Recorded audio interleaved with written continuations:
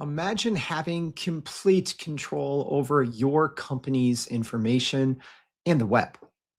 Let's be honest, whether you're an AI native worker or not, when it comes to retrieving the correct information, whether it's from your company's files and folders or cloud or the internet, it takes a long time. But what if you had like a Jarvis-esque enabled tool that could find high value insights from AI models without all of that nonsensical back and forth or those pesky hallucinations that come with using AI models? So, while deep research tools have given us glimpses of this type of informational control that you really only see in superhero movies, I think even the most powerful options have left a bit to be desired.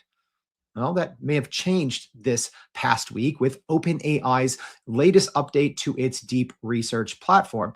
And if I'm being honest, I think a lot of people missed it because of everything that was going on in the AI world. I mean, Microsoft was like, oh, we're not going to use OpenAI's models anymore. And OpenAI and Anthropic are kind of fighting in this open claw thing. It's been crazy. So I think the majority of people missed this huge announcement from OpenAI because they just kind of rolled it out as a little tweet.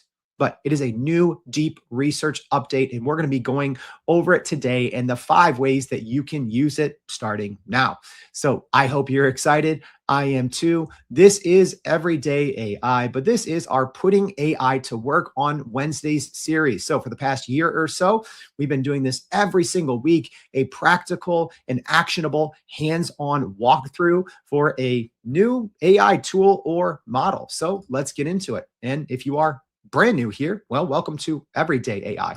My name is Jordan Wilson, and we do this every day, not just Wednesdays, Monday through Friday, with the unedited, unscripted daily live stream podcast and free daily newsletter, helping business leaders like you, sift through all of that information better, save time to grow your companies and your careers.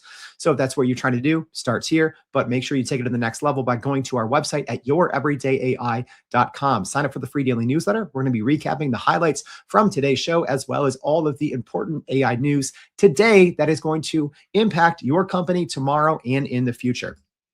All right. Speaking of impacting you and your company now and in the future, if you haven't already, I cannot tell you enough times. Make sure you go listen to episode 712 and 713. That is our 2026 AI predictions and roadmap series. Trust me, it is literally thousands of hours of conversations over the past year, all into 2 episodes that you can't miss. All right, but let's talk about what we're here for. The new ChatGPT updated deep research. And, apologies to our live stream audience. If you're listening on the podcast, you didn't know this. Sometimes when I say unedited, unscripted, tried to do this earlier today.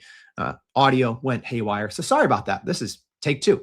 But regardless, let's get in and learn about the new deep research. So what we're going to be going over on today's show, the single upgrade, one small little thing that I think turns now ChatGPT's deep research from chatbot into a true research platform. Why your company data just became deep research's most powerful source. And last but not least, I'm going to be going over 5 practical use cases that can replace hours of manual research that you can do today. All right. So here's what's new. OpenAI announced this last week with a tweet. Nothing else, no live stream, no big hoopla. And I think it's pretty big. So it is available right now for Plus and Pro users. And I think it's going to be rolling out here soon to free users on ChatGPT. So here's the biggest updates. Visually, you'll notice it right away if you're using the new version of deep research. And I'll show you how to choose between the two. But reports now appear in a full screen viewer with a split screen citation checking, as well as a nice little table of contents on the left side. So visually, it looks better, it's easier to work with, and it's just a better experience reading these research reports. So there's also, you can upload files both in the beginning and during the course of the deep research without interrupting it, which is huge. And then using that as your primary context for research. The other thing kind of related to that is live steering, lets you pause or redirect the deep research agent logic in real time without having to start over. And then the one thing, this one little feature that I think is actually turning deep research from a nice little tool to a complete research platform is the ability to choose which websites it does go to, which is big. And then the most obvious update, but probably the biggest one there, is the updated model. So now this is running GPT 5.2. So this is OpenAI's technically their latest series of models available in ChatGPT. There is a GPT 5.3 Codex, but that's only available in their Codex platform, which, by the way, Codex is absolutely insanely good, even for non-technical, non-coding work. Anyways, this new deep research is powered by their latest model available in ChatGPT, which is the GPT 5.2 family of models. So unfortunately, we don't know exactly what flavor or variation that they're actually using for this. We just know it's GPT 5.2. I assume it's probably GPT 5.2 thinking. I don't know if it's the GPT 5.2 Pro model. Hopefully OpenAI will release a little bit more information, but from my use case, my testing, obviously using ChatGPT way too much every single day, my thought is it's an extended thinking version and not the Pro version. Speaking of that, limits, who gets it, how much? So if you are a Pro user on that $200 a month plan, like I am, you get 125 full model and then 125 lightweight queries. So again, like the last version of deep research was technically powered by a dual model approach, O3 and O4. So those models aren't really used anymore. So I believe it was the O3 full and then the O4 mini. So presumably there's two different versions of 5.2. So once you hit your queries on the full version, then you get the lightweight. So hopefully OpenAI releases a little bit more information on that, because I think it's super important. If you are on the normal $20 a month or a Teams plan, you get 10 full model runs and then 15 lightweights for every 30 days. So, essentially you get one every work day of the month between the heavy and the light. And then free users are expected to get limited queries in late February 2026. So I've checked my different free accounts, don't have access to it yet. Obviously I have access on my Pro account, my Plus account, my Teams accounts, all my other accounts. All right. Here's why I think it's no longer just a mode. And now this is a fully deep research platform. Aside from the end goal is much better, the model is exponentially better, right? And not just that, but the ability to pause, redirect, and interrupt this model in the middle is such a huge game-changing option or feature, right? So if you are a power ChatGPT user, you'll know that actually OpenAI rolled out this feature, I think a couple of months ago, to Pro users, right? So if you're using GPT 5.2 Pro, which is probably my favorite model, I do have to give Gemini 3 DeepThink a little more time to see if that can kind of take the crown, and at least in my personal usage, right? But with GPT 5.2 Pro, it can often take 20, 30 minutes, an hour longer, right? So deep research queries, if you haven't used it, the new model is actually a little slower, which I think is not a bad thing than the previous deep research. But deep research query might run anywhere from 8 minutes to 45 minutes, right? It really just depends on number one, what you're asking it. Number two, the data that you're giving it, the complexity of your query, any steering that you do in the middle of the query. So it really depends. And, I'll say this, if you're not running, whether it's on ChatGPT, Google, Gemini, their new deep research powered by Gemini 3 Pro is absolutely bonkers good, right? Claude's research tool, not deep research, their research tool, Perplexity, whatever. If you're not using a deep research tool daily and connecting your data on the front end, I'm telling you, you are absolutely missing out. It is the best way to consume synthesized, well-sourced information at scale that is personalized for you, your use case, your business's viewpoint, etc. It is literally sometimes, right? I've worked with consultancies in the past, right? Some deep research queries, if you give them enough information, enough context in that context window, I mean, it is like you hired a consulting company. If you do it right? It is an amazing output.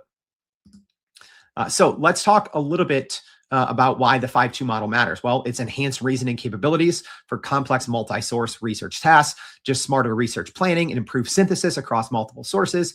And you can still use the old model if you want to, but for the most part, there is actually one caveat that I'll share here in a little bit. But for the most part, I do think that users are going to get a much better experience from the new 5.2 model. The document viewer is also great. So I am going to show that, right? It's our putting AI to work at Wednesday. So I will grab the screen here in a little bit and do some live walkthroughs. What could go wrong, right? Aside from my audio not working like the first attempt today. But research reports are now open in a dedicated full screen interface. So it's just a nicer way to consume the information. It's less clutter. The table of contents on the left is really cool. I like that. It's great to have. And then you also have the dedicated source panel on the right for easier and faster fact checking. And then the great thing is that real-time control. So you can obviously, like when you're using a thinking model, you can kind of monitor the chain of thought, but it's kind of a two-pronged approach, and I can show you. So it's going to both show you what sources it's looking at. It's going to, technically, there's three different things that you can see by kind of watching this in real time. There's sources it looks at, which is usually hundreds. There's sources that it will use, which is usually dozens. And then you can also see kind of the steps or the thinking that the model takes. So it's great to be able to see that. A little more granular control with this new version of deep research versus the last version. And then being able to adjust deep research in the middle with new sources or follow-up instructions midway like you could with GPT 5.2 Pro. It's just such... it is huge, right? Even if you don't have the 30 minutes to sit around and watch the computer screen, if I'm being honest, schedule some time that you can with a meaningful deep research query, right? Especially if you're, on the normal paid plan where it's somewhat limited. If you do that earlier on in the process, it's going to pay its dividends later. I kid you not, one of the easiest things to do to get better results out of any large language model is to watch the chain of thought, write down notes as it goes along, look at the output, compare your input, your notes as you go along in the output, and then run it again, right? Such an easy shortcut to get much better. And I think with a new version of deep research, aside from the fact that you can interrupt it midway, always running a second or third time is going to give you better results. All right, so now let's do this live because I do want to show everyone here a little bit on kind of the new setup, the new layout. So I'm going to share my screen here, live stream audience. Thank you for letting me know earlier that my audio wasn't working. So let's try this again. What could go wrong, right? All right, so let's bring up my my ChatGPT window. All right, there we go. And, podcast audience, I'm going to do my best to describe this, but if you want to see the video version, you can always do that on our website at youreverydayai.com. You can always listen to the podcast there on as well, each episode page, listen to the video version, etc. Okay, so let's go ahead. I'm going to clear my little computer interface out a little bit here. Okay, so I just started a deep research query, but I'm going to walk you through how this new version works. So right now I am on looks like I'm on my Teams plan because I have this company knowledge button, which is a little different than if you're on a normal plan.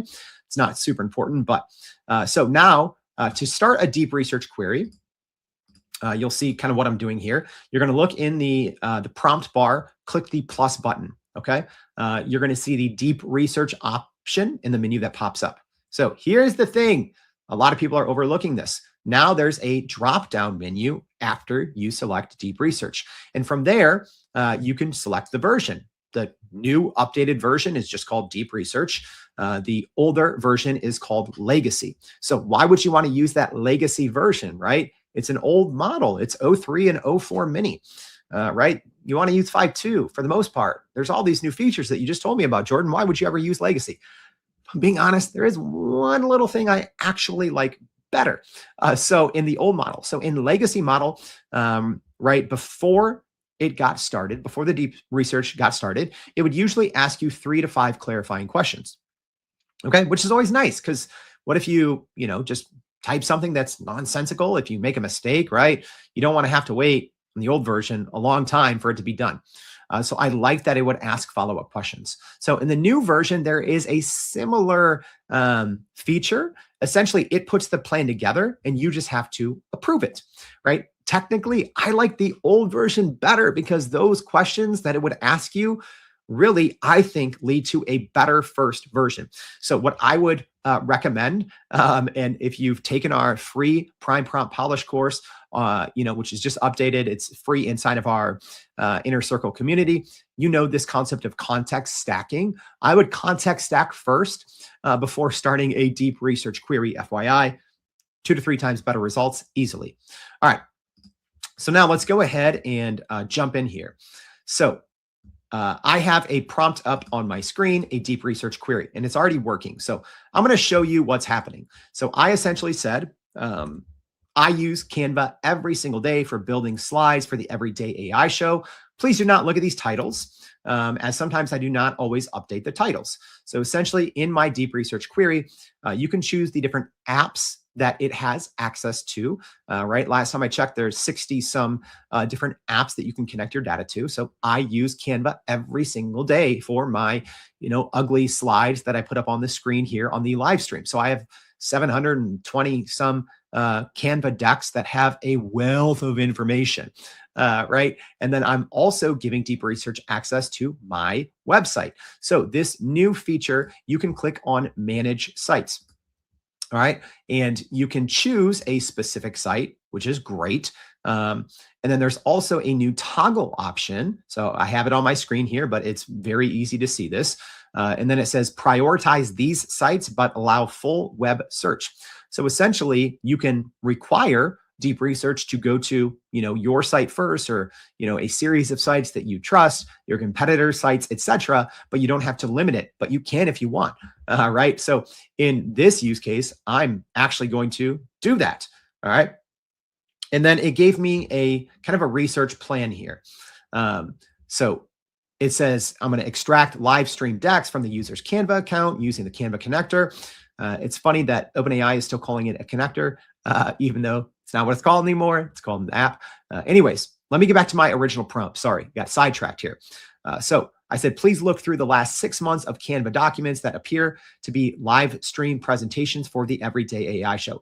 This is important, all right, because I obviously use Canva for dozens of other projects. So I'm saying ignore those, right? The names are all over the place. So go in, use your best judgment, smart model with computer vision, and find those that look like that they're live stream documents. And then I'm saying cross-reference those Canva decks with the web pages on my website, youreverydayai.com.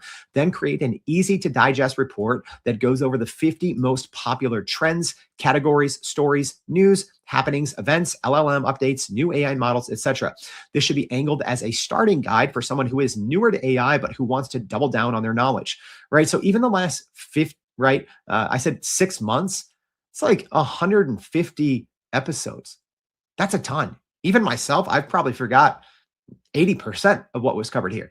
So this is hopefully going to be a good guide. But now you see deep research kind of creates this plan. So it's a couple steps. It gives me the different steps that it's going to do. It's going to extract information, then it's going to cross-reference it with the website. It's going to survey additional high-quality web sources. It's going to identify and rank the top 50 trends, and then it's going to draft an easy to digest starter guide. So if I want to update that at any time, well, there is an update button.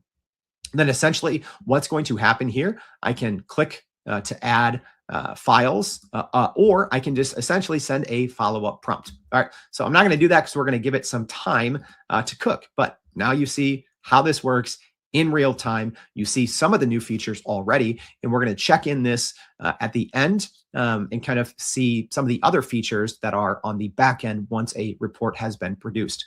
But you can see it's going. I can also click. I wish OpenAI made this a little more prominent. People don't know, but there's essentially this small little gray text at the bottom. So if you click on that, that's how you watch. That's how you watch it work live, right? So now I can see its research activity. I can see the steps that it's going through. This is important because sometimes maybe one of your apps that you have connected, maybe the connection is stale and you need to go reconnect it and you think it's connected, but it's not, right? So essentially, especially if you're using a lot of apps, you always want to keep an eye early on, right? Because you don't want to come back 45 minutes later and you're like, oh, frick, right? I changed my password 2 weeks ago and forgot to update the app. And, A lot of times deep research and AI models, when that does happen, they'll try, crazy things to try to make up for not having access to certain information that you told it had access to. And it'll try for sometimes way too long. All right. We'll check back in on that later. So let's go ahead and get back to learning. All right. So like I said, you can connect the apps and target specific websites. And this is huge. All right. So I'm going to give you my use cases here in a minute. And I've already started to, but this is where I need you to think. What is it you do? I think so many knowledge workers out there, that's probably most of people listening to this podcast. If you're sitting in front of a computer all day, you're probably using different apps, different pieces of software, right? As an example, maybe you're using Salesforce as your CRM. Maybe you're using HubSpot for email marketing. Maybe you're using, ClickUp for project management, right? All of those that I just mentioned, they all have connectors, right? Maybe you use, SharePoint and OneDrive, or Gmail, Google Calendar. All of those things have connectors. So what do we as knowledge workers do? Well, we go visit Salesforce. We go look at Slack. We go look inside HubSpot at our last campaigns, right? We go check the project in ClickUp. We go, log into our, our OneDrive, our SharePoint to check these files and folders. All of those things that we do, large language models, especially ones that are extremely powerful, like this new deep research from OpenAI, they do it better. They do it faster. They do it at scale. I don't care. Better than me, better than anyone.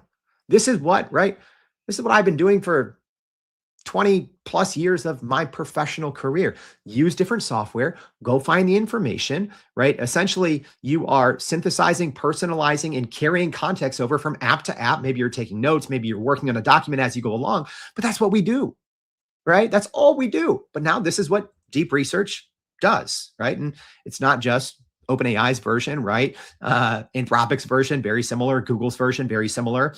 Perplexity's version, very similar. They all have different, apps or connectors. But one thing to keep in mind, which is very different than an agent, right? Because technically, at least when OpenAI announced this, they said it's a deep research agent. Deep research, this only has read access, okay? So it's not going to perform actions for you. Obviously, with their agent mode, you can do that if you want to, and still using a lot of those apps, it's much slower. So deep research is not going to, delete those files, right, in your CRM, or it's not going to change the status of an important project in your project management tool. It is read only, never write actions. That's important. All right. So let's go over now that you know how it works, and we'll check in on our little project to see if it worked. Now let's go over the use cases. So I have 5 that I think are great. And I already gave you kind of my, an example of my use case. But as I go over these 5 use cases, I want you to think about your work. Where do you spend your time? Even as you are using AI tools, right? Where are those inefficiencies still?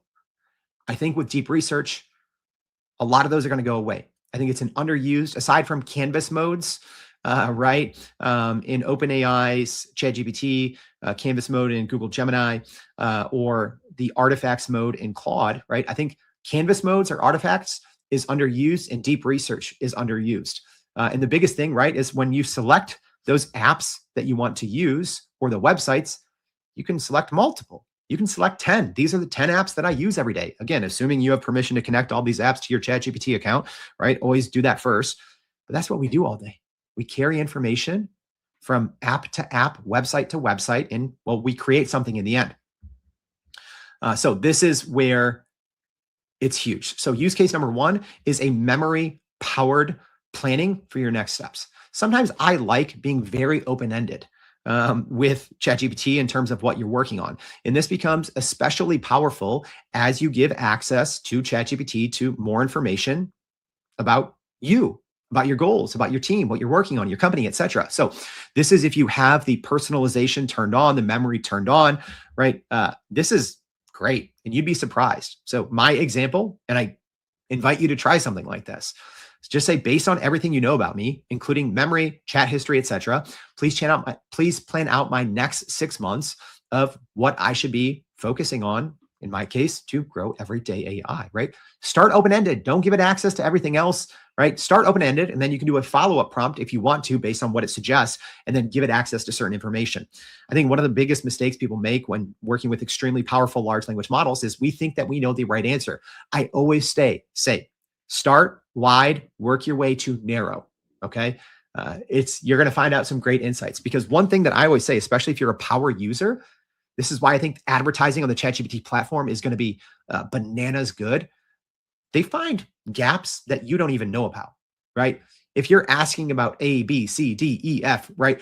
A large language model is going to be able to connect patterns across things that you may not even know about yourself personally, professionally, career-wise, your team, etc., right? Because it understands the intent of what you're asking over and over. It's going to be able to spot patterns that you used to ask about but no longer do.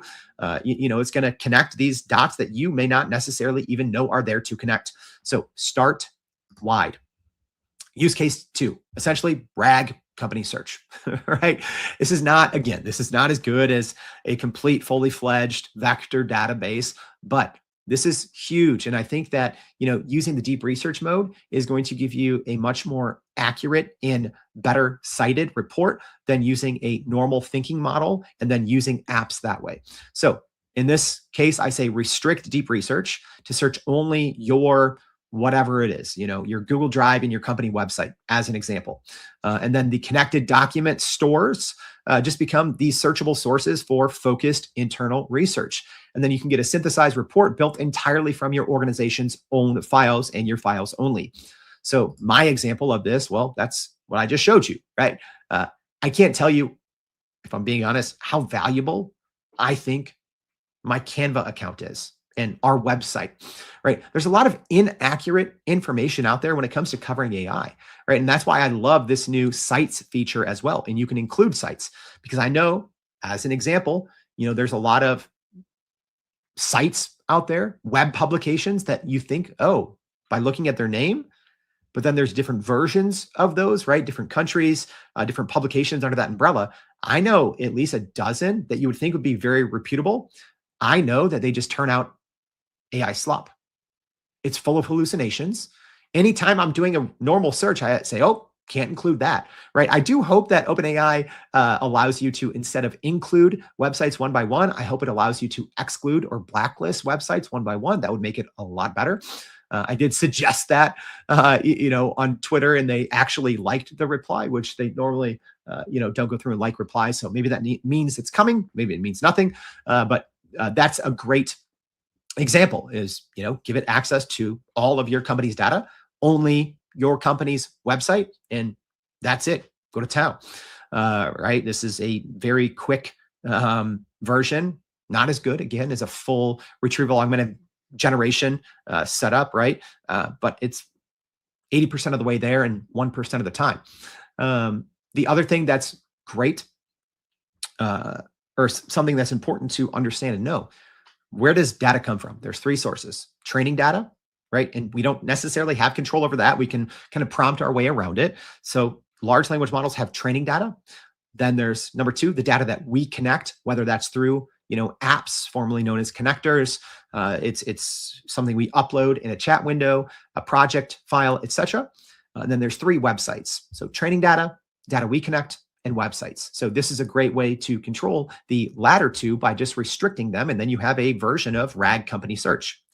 All right, so let's go ahead. Let's see how ours did. So yeah, unfortunately, it's still working. All right. I wanted to be able to see if we could see some results here. Luckily, like any good person trying to cook in the kitchen with some AI stuff, I do have a version of this done. So yeah, the example I gave, that was kind of the, everyday AI retrieval augmented generation, right? Just, hey, only look at our wealth of Canva decks and our website. It's still going, right? Still going. It's been going for quite a bit here. And I can kind of check on it, still cooking. But let's go ahead. Let's look at a finished version here, because we do have a finished version, right? I put one cake in before we started. So this did take 35 minutes, which is probably one reason why we couldn't get it done in the live stream. Sometimes I've had ones that take, 40 minutes, and then the second time it takes 20 minutes. So I was giving it a try. But anyways, let's look now live at some of the new features and options. So there is this new kind of full screen view here. And then on the upper right-hand side of the screen, right? So hopefully podcast audience, simple enough to follow along. So when the deep research is done, you're going to click on it. It's going to put it into full screen mode. In the upper right-hand corner, you can download it. You can copy the contents. There's this little squiggly line. If you click that, that's how you get your sources. So these are the sources used. Okay. And then you can click the activity, which is its kind of summarized chain of thought. This is how it thought about things, went through the sources. And this to me is fascinating. I spend way too much time reading summarized chain of thought, more than probably most humans. And then on the left-hand side, this is the new table of contents, which is really cool. So especially if you have longer reports, you can just hover over these little toggles here on the screen, and then you can scroll down. And then if you want to click something, it's like a jump link. So I can click that and it goes straight there. So actually, let me see. Let's see how this turned out. Okay, so we have an executive summary. Let's see if it did everything we asked. Okay, so this is the great thing. It's giving sources. So this is meta. All right, there's something about deep research that just came up from my website in the deep research report. So I can click it. And then on the right-hand side, it has all the sources that are used. So if there's ever anything that you want to verify, you can always click that, look at the sources, and verify it. All right. This is not your initial ChatGPT hallucination, right? 2020. This is not it. Always cited and sourced very well. All right. So let's go down. Let's see how it did according to the directions I gave it. All right. So scope, sources, and cross-referencing. So it's telling me what it did, how it worked. All right. It kind of mapped out all the different Canva decks. That's really cool too. So I can go check those out if I ever have any questions. Okay. This is nice. It gave me a visual synthesis of the 6-month landscape. I didn't even ask about this, but this is pretty cool. It made me kind of a visual of how things have changed over the last 6 months based on all of the data, which is very helpful. All right. It gave me a kind of what themes were talked about the most. Unfortunately, the x-axis is a little messed up and it's overlapping. But if I wanted to, I could look at the code and kind of figure out what it's doing. So, I didn't even ask it to create these visuals, and it actually did a really good job of making this document more interactive, right? It made some charts. Here's the ranked top 50 items with slide-ready briefs. Slide-ready briefs. Okay. This is very cool.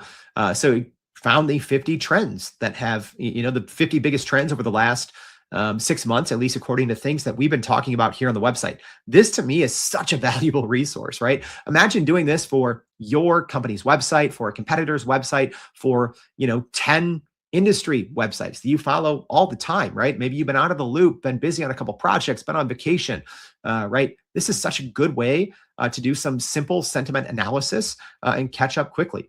So it gave me kind of the recurrence signal strength, things that were very high. So AI as an operating system, that's a trend, the number one trend. AI agents becoming the default workflow units, very high trend. So this is really cool. So this is really good. Okay, and then we have slide-ready briefs for ranks 1 through 50. So it gave me a nice write-up on all 50 of those. Sheesh. This is good. This is nice. My gosh. Okay. I'm going to read this, right? As crazy as it sounds, like I told you, I don't remember everything I've talked about over the past 6 months. Sometimes, I don't know, I feel humans, maybe it's because of AI or just attention spans and the internet, but sometimes I feel like, we have like a memory of a goldfish. This report to me is pretty freaking amazing. So yeah, I don't know if you want access to the report, just go ahead, repost today's show on LinkedIn, and I'll send you this because as I'm scrolling through, this is actually very impressive and a very good resource to go through and read. So yeah, if you're listening on the podcast, we always have the LinkedIn link that you can just go and then repost this and I'll send it to you. Really cool. All right, let's wrap up. Let's go over our next use cases.